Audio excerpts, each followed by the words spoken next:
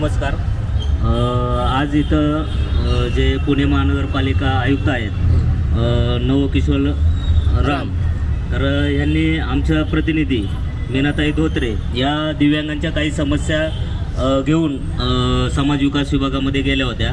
तर तिथल्या गार्डने त्यांना तुम्ही इथं थांबायचं नाही, बाहेर जावा असं सांगितलं. आम्हाला तसा आदेश आहे. तर ताईंनी सांगितलं की आम्हाला लेखी स्वरूपात दाखवा म्हणून कुठं आदेश आहे तो. तर त्यांनी काहीच बोलले नाहीत. म्हणून त्यांनी मीनाताईंनी डायरेक्ट आयुक्त कार्यालयात जाऊन तिथं आयुक्तांना चौकशी केली की तुम्ही माझ्यावरती बंधन घातले आहेत का महानगरपालिकेत येण्यासाठी. तर त्यांनी नाही म्हणून सांगितलं. तर तुम्ही माझी अशी बदनामी का करताय असं त्यांनी विचारल्यावरती आयुक्त साहेबांनी त्यांची पार लाच काढली.